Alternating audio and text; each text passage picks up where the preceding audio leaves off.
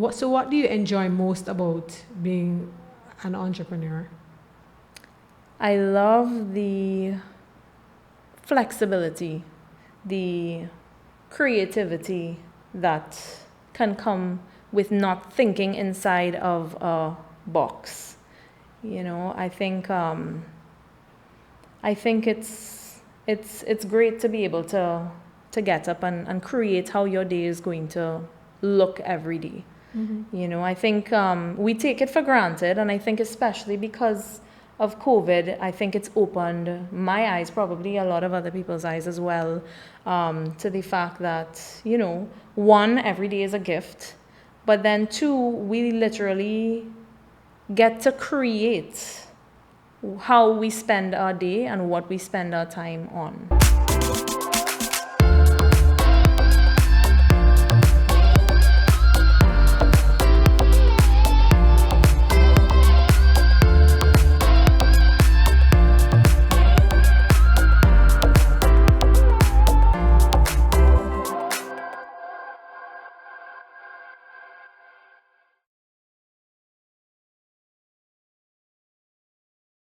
Welcome to another episode of Urpreneur. Today I will be interviewing Mrs. Heidi Rajnauth-Elliot. Heidi is the co-founder and owner of Dynamic Real Estate, and I'm excited to hear how Heidi got involved in this business of real estate. Thank you so much, Carrie-Ann. I'm so excited to be here with you today. Well, it's a little bit of a story behind that. Yeah.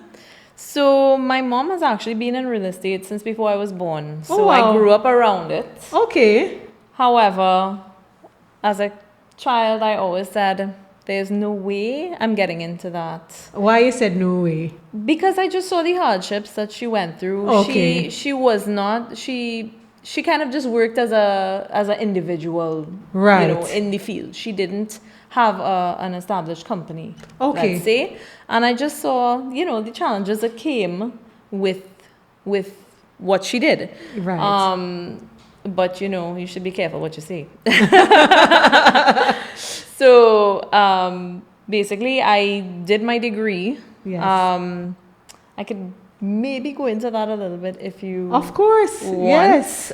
Because it wasn't really an easy thing. Yes. Just to give you a little more background, so I grew up in a family where I had quite a bit. I had a lot, I think we were very blessed with a Right. lot.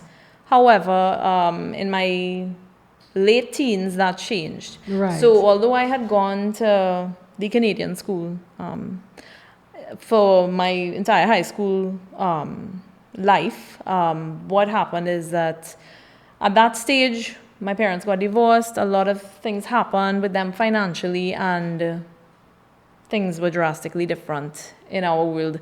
And so I could not, at that point, I had this dream. I was dead set because I had done so well in high school, Right. that I was going to the top business school in Canada. Right. Because, of course, I went to the Canadian school. So I wanted to go to Western. There was nothing in my mind that would change that. Yes. I even got a partial scholarship to York, but I refused it because they were not the top for business, and I wanted the top for business. Right. So, there was no compromising in my mind as a teen, So I did what I could.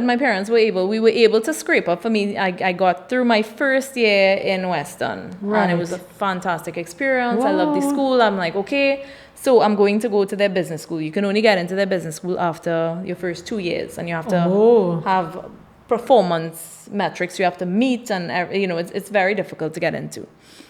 In any case, I ended up having to come back in the beginning of my second year because simply we could not afford it. And so for me, it was a devastating blow. Yes. However, I think it was really a fantastic thing when you look at it when you zoom out, and I look at it now. Right. It was one of the best things that ever happened to me. Why would you say that?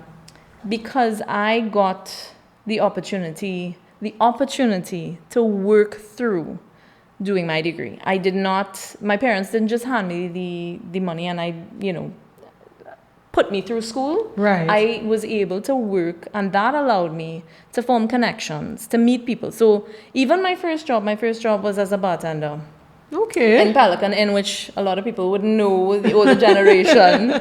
But because it was a well-established place, I was able to meet a lot of business people. Right. So even at 18 and 19, I was meeting and getting connections that many years down the road, even though I didn't know it at the time, Right. would come into play and really help me when I was able to then start my real estate business. Makes sense. Right? So, it was a benefit, I think, being able to work my way through university and having to do it in Trinidad, as opposed to where my dream was always to do this, Right. degree in Canada and all of that. So, I believe God had a plan, and that's how it played out for me. But in any case, I always said I was not getting into real estate. So as soon as I was finished my degree, I again was blessed and got a job working in Angostura as a brand manager. Mm-hmm. Fantastic place to be able to start a career in the Yes. marketing field, not only because it's a big company, and a great local company, but because of it being local, I was able to do a lot more than, there are very few brands that are created in Trinidad, Yes. and that is one of them. So I was able to actually launch new brands to the market. Okay. Blue Vodka had recently been launched when I had came on board in Angostura, but I was able to do a lot more in terms of the brand building of that. Yes. So I was a brand manager for a couple of years there. Yes. And then I moved on to Bride and Pie, where I was a brand manager for, just consumer brands like Listerine, just Okay. regular consumer brands. Yes. Liked what I was doing, yes, but I would look at my bosses' jobs. They would have been the marketing managers, and I was Right. like, I'm not sure if I want that job. Right.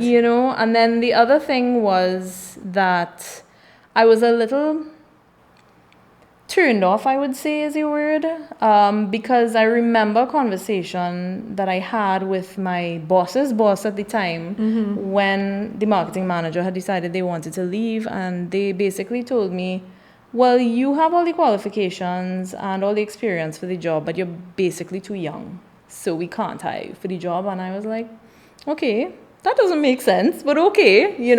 and so to me, corporate, it was good, but I wanted more. Right. Basically, that's what it was. And of course, both my parents having been entrepreneurs, it kind of just fell in my lap. My mother had decided, I'm 50, I'm going sailing around the world, so bye. And I'm like, okay, Yes. so what's going to happen? She's really a great real estate person, but she's not the business person. That's not Yes. really her forte per se. Yes. So I just said, okay, well, this is an opportunity. Let me set up your business for you. I'll just do it until you come back, because you're Right. going to be gone, max 2 years? I'm like, it's not going to be hard for me to get a job. Right. My career can be there, so fine, I'll set up your business for you, and you'll come back and you'll take it over. Right. That was the plan. Okay, so yeah, that was 2007. So that was Wow. like, yes. And it was towards the end of 2007. She was supposed to leave at the beginning of 2008. So basically, we started the company in, late 2007. And then the entire economy in Trinidad kind of fell apart in Whoa. 2008. Ooh.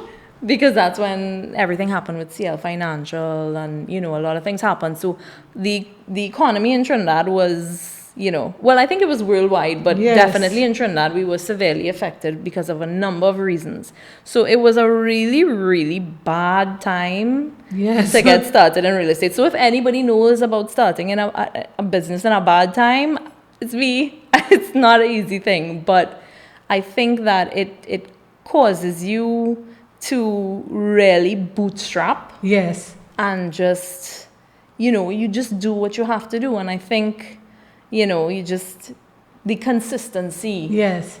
has to be there. You have a bad day, but you have to get up the next day, and it's a brand new day, try again, start again. So So looking how I got back, when you were about to start the business, is there anything you would have done differently then? Is it that maybe you thought to yourself, I should have started earlier, or I should have waited until, the economy recovered, or what would you have done differently in hindsight? That's a very good question.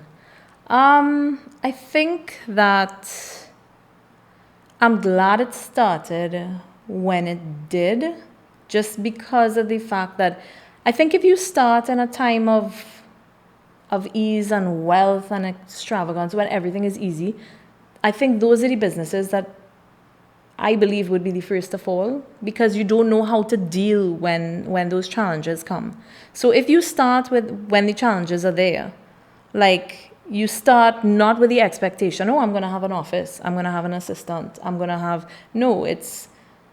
probably going to have to work from my laptop at my kitchen table, and I'm going to have to figure out how I'm going to make what I have in my account be able to stretch through this period, So I am actually glad that it started in the time that it did, even though it wasn't an easy thing. Yes. I'm grateful for it. Okay. So looking back at your learnings throughout the course of the business, what were some of the major learnings for you as an entrepreneur? There are a few. I would say, firstly,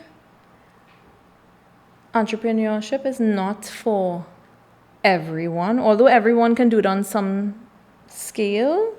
I think you really have to, and I think this probably goes for anything that you do. Yes. You really have to have a passion for what you do. So, even as a child, I would start little businesses. I would paint T-shirts, so I would put together hampers, or I would, I always had that desire in me, wanting to sort of create and do things on my own. But I know that's not for everyone. So I would say the first thing is that you make sure that you're doing something that you love. Maybe you don't love every single minute of every task that you have to do, but you need to have motivation to get up in the morning and do what you need to do. Because at the beginning, it's not going to be like there's somebody to do all those extra things for you. You have to be able to say, I know I can, for now, do all these tasks on my own. So I would say that is one major thing, making sure that you really have the passion to do it. Other than that, definitely the consistency of knowing that you will have bad days.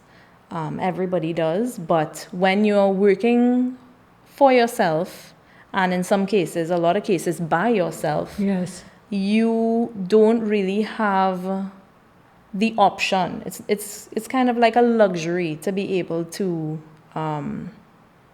say, you can't just say I quit. You could, but then you quit and you do what? You have to understand that it's a bad day, take a breath, start fresh the next day. If I also do think that it's really good to have a mentor. If you have a mentor or two, I think that's a fantastic thing. It's great to have somebody that you can bounce ideas off of, yes, or maybe vent a little bit sometimes too. That really helps.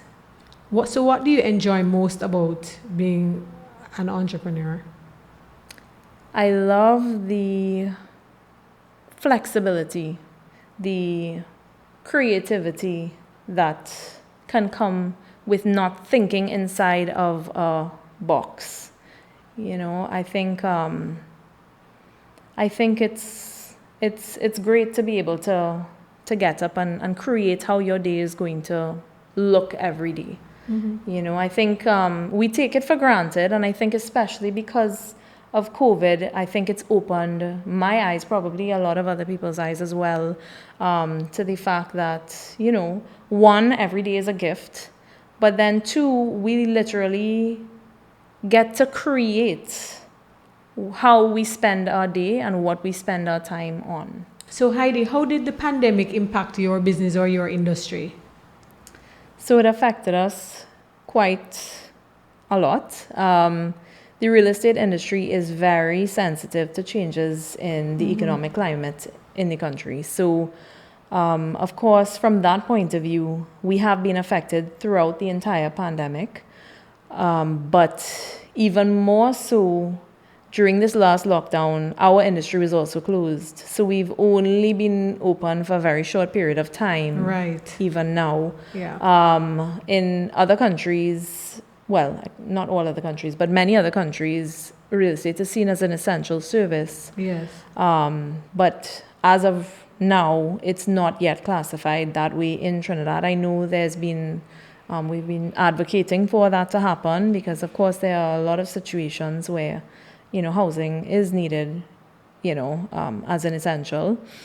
But yeah, so it's been quite a toll on people in the industry. However, our industry is not a legislated industry in Trinidad.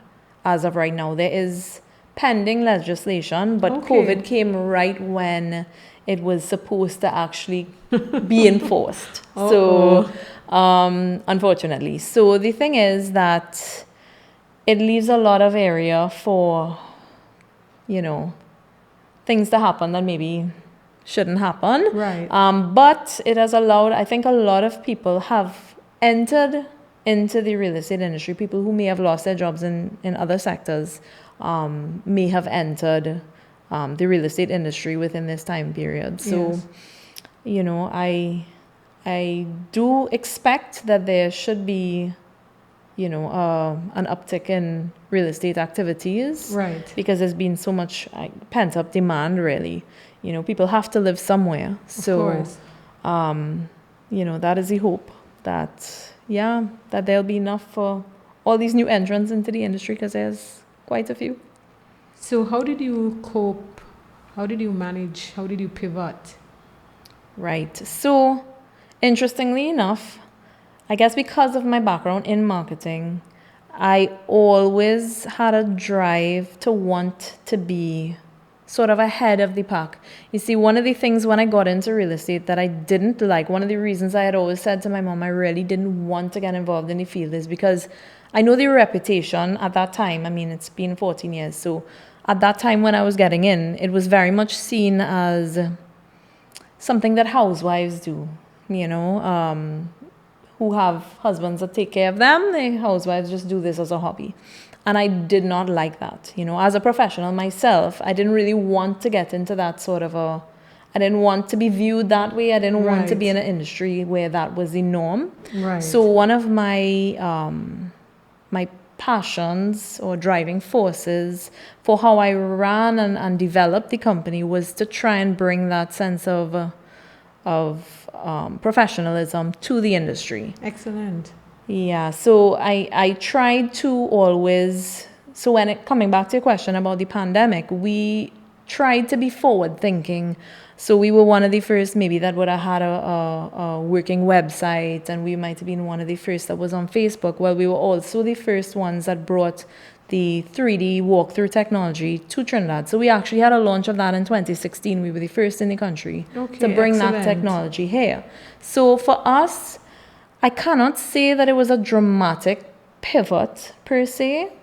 How we dealt with clients had to be different, obviously, because of all the regulations and social distancing and all those things. But we thankfully already had the technology in place to allow us to function that way. Okay. So I think the only thing that really would have changed for us is things like doing virtual showings more through video. We already did the walkthroughs, but we would do more of, instead of face-to-face, we do a video call with showings. In fact, I actually, during the pandemic, have sold a client where both the seller and the buyer don't live in Trinidad, have not been in the country since the lockdown. Everything was done virtually through video calling, etc. Wow. Yes. So the buyer found me through YouTube. The seller got everything was done virtually with her. Okay. And Yeah. So in a case like that, how are the documents executed? Is it that they have to be notarized? Or? Yes. It was actually, I actually had to call quite a few lawyers because none of them that I spoke to, I had spoken to, a couple different well-established companies, and none of them had ever dealt with a case where both of the buyer and the seller were not in the country. Yes. So it was and that's the interesting thing that I love about real estate is that because it's not like a commercial product, unlike anything else, even car sales, even insurance, nothing else is like that where you have not only individual buyers where you have everybody with their own personalities, but every single product that you sell, every single house is different. Every single owner of that house is different. So you have a constantly changing dynamic of buyer, seller, property, regulations that are, everything it's always different. So you can never just have it completely down pat 100% to know I know everything about it. Yes. My mom has been in this, as I said, since before I was born, and without giving away exactly how old I am, she's been in it for over 40 years now. So, and even her being in it for that amount of time, I don't think she's seen everything there is to see. Okay. So, yes. It doesn't get boring. Let's put it that way. For sure, it doesn't get boring. Okay. So, what's next for you? Where do you see the business, or where do you see yourself in a year, 3 years, 5 years? Good question, but hard question, Karianne. Yes. You know what? I have sort of come to a place where, even though I am very much a goal planner, kind of person, I want to be able to roll with the changes and see what opportunities lie right in front of me and work with that. So the plan could be global dominance, of course. Everybody's plan is global dominance, right? But realistically, we don't know what next year holds in terms of the economy, in terms of regulations, in terms of what is going on. So, our plan is to keep our eyes and ears open and to roll with the changes and what is required at that time to survive and thrive. Okay, fair enough. All right. And in terms of long term, what are some of the things you have in mind? Because I'm sure you're planning for eventualities. So, if things go well, great, the business will grow. If things don't go well, I'm trying to get into your mind as an entrepreneur. How do you deal with the uncertainty is what I'm getting at. So, and there is a lot of uncertainty in this field. So, in terms of me personally, yes, I recently, during the pandemic, I would say, just after I had my second child, I did my financial advisor certification because, not that I was looking to exit real estate, but just to be able to provide an additional service. So it's kind of like upselling, if you want to put it that way, to the client base that I already have. So that was one way to try to lessen the uncertainty that comes from an industry, especially, that is fraught with uncertainty, right? The people who trust me know me and trust me, and, be able to basically offer them more. And it's also to look at real estate as part of, it is it's part of somebody's financial portfolio. And, one thing I was really passionate about is seeing so many young professionals in our society that are striving to get into the real estate markets, and they just can't seem to get there quite yet. And then, they spend so much time trying to get there. I wanted to be able, it's hard for me to see people that I can't help. And I know it's not that they're not working hard. It's not, it's just that it's tough. It's tough in our market. We do have a very pricey, if you look at general, world trends. Our market is quite pricey for real estate. So, I just wanted to be able to add that extra level of service where possible. Okay, So understood. that's the plan. Hopefully, in the next 5 years, it will be more of an all-encompassing, service that we could provide in terms of financial. Understood. So you're saying you would want to not only help your existing clients, but help people who right now want to purchase real estate but can't afford it. Yes. Okay. People who are saving, they're trying, they're getting there, but they're not quite there yet. Yes. To find ways to be able to make their money work for them. Okay. Yeah, so that they could eventually get into, obviously, the property market. That would be the ultimate goal. So Heidi, you mentioned the legislation, and you seem pretty eager to have it passed. Tell me why. Well, the legislation, just to let you know, I was actually on the board of the Association of Real Estate Agents. Okay. Maybe about 4 or 5 years ago, just Yes. because I was so passionate about helping with this cause, because they've been trying to Yes. get this happening for about 20 years now. Wow. No joke. So the reason is because it will protect the end consumer. Okay. Mostly, right? Because people should really kind of know what they're doing when you're playing with somebody's entire life savings. To be a part of that process, you should have an idea of what you're doing. Right now, as it is, someone could wake up in the morning and say, you know what? I'm a real estate agent. I'm going to sell a property. And so they could be giving advice when they have never had to do a course, nothing at all, to know how to, how the process works, how to help people. Right. So that's dangerous. So it's, that is really the main reason.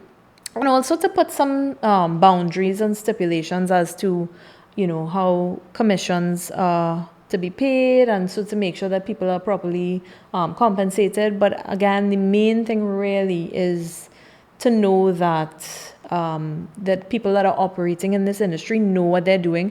And also, of course, it will help with the whole idea of money laundering, right? Because there are, of course, FIU regulations Right. and, anti-money laundering laws, of course. Yes. There are, but if you have people that are not operating under the actual regulations there are no regulations in the industry, we don't know who might be operating. So, of course, businesses like myself are all FIU registered, Right. but there are others who may be operating. I met up with someone who called themselves a real estate agent quite recently, and they told me they didn't even know there was such a thing as FIU registration for real estate agents. And I'm like, oh my goodness, what is happening? So it's scary for me to Yes. what could be happening and how people could be getting damaged out there. Yes, true. So you're saying the barriers to entry, it's very low. Very low. For the industry. Mhm. Okay. And the legislation would help to tackle some of that. Okay, understood. Yes. So on the flip side, Heidi, if let's say there's somebody who is looking with interest Yes. to enter the industry, what would your advice be to them? Is it worth it? Is it too stressful? What are some of the things that they need to research Right. or And they think could- about? That is fantastic. Ask me on a different day. I might give you a different answer every day. As if it's worth it and all of that. But yes, no, in all seriousness, of course, if you want to get into the industry, I see real estate almost like, even if you work for a company in real estate, I still feel like you're an entrepreneur in a way, because you still have to get up and make your business happen. As far as I know, all the business models that I know of in the industry are all solely commission based, and yeah, you have to make it happen. But even if, so what the legislation also is supposed to cover is that if you want to open your own real estate brokerage, your own company, you are supposed to work under another broker for 2 years, which I Okay. think is a really good thing. Right. But again, this is not yet totally in place. So that is Okay. the plan. But the first thing I would suggest to anyone to do is to check out, there's a course in Reutech that's actually done by Area in conjunction with Reutech. And that's a good place to start. It's a principle of real estate course. It's just, 4 months or so. But it'll give you a good taste as to, do I really want or do I understand the reality of what the real estate industry will be like? Now, it's not really going to give you the full reality, but it will give you an idea rather than what most people see as HGTV and they think that's what it is. It's like house hunters. You go, you view 3 properties and it's like, okay, I choose this one. End of story. And unfortunately, it doesn't work like that. There are times where I might show somebody literally 20 properties, and then they might say, you know what, I'm not interested anymore. Or I saw something with, my friend down the road and I'm buying that. So you have to have thick skin to be able to survive in this industry. But the thing I would tell you though is, even if you decide, you've worked in real estate for a little while and you decide, man, this is not really where I want to be, your thick skin is going to help you in whatever you do in the future. Yes. I could tell you that before I was a very shy teenager, very shy, early 20 or, kind of thing. And I could not fathom making a cold call or, having multiple people tell me no in a day. I was always an overachiever. Everything had to be perfect. Yes. I wasn't having anybody tell me no to anything. I was working real hard to make sure that didn't happen. Yes. Now, no, okay, that's all right. It becomes okay because you are able to zoom out and look at the big picture and see, you know what? Yeah, you might get 99 no's, but all it takes is 1 yes, and you're good. Yes. So... I like that. Yeah, so that's the way I see it now. Okay. All right. So, Heidi, tell me something about yourself that maybe we wouldn't know or wouldn't guess, just on the lighter side of who Heidi is. Okay. Well, one that comes to mind, when I was in high school, they used to call me Zookeeper. Why? They used to call me Zookeeper because we had a ton of animals. So my father was obsessed with birds. We had an aviary with 100 birds in it. Whoa! And then, my sister ended up having allergies, so we got rid of that. But then we had 2 macaws. We had parrots at different times. Yes. We used to breed dogs. Okay. We had 2 cats. Mm-hmm. Hamsters. Whoa. We used to sell hamsters to the pet shop. Okay. We had turtles. Okay. So this is why they call me Zookeeper when I was in high Whoa, school. so you grew up around a lot of animals? A lot of animals, yes. At one point, my brother wanted to be a vet. So. Okay, wow. Yes. So do you have any animals now? No, not one. Not enough to last the whole life. So the love for the animals disappeared or what? I'm confused. Carrie, that's a lot of work. One day, but yeah. Okay, all right. That I would not have guessed. So did you have to feed the animals and stuff? Oh my gosh, yes, it was a lot of work. But no, it really gives you a lot of compassion. But yes, it's a lot of work having all those animals. Yes, I used to feed puppies and take care of, feed the birds, and it was a lot. All right. Well, thank you so much for sharing that. Of course. Heidi, it was great hearing your perspective and great getting some insights on the real estate industry in Trinidad and Tobago. So thank you so much for sharing your knowledge and your journey with us. And it was a pleasure having you. Thank you so much for having me. It was wonderful to be here with you today. Thank you for tuning in to another episode of Urpreneur. I had a great time interviewing Heidi. Very insightful, and she shared very transparently her experience. So I look forward to seeing you on another episode of Urpreneur.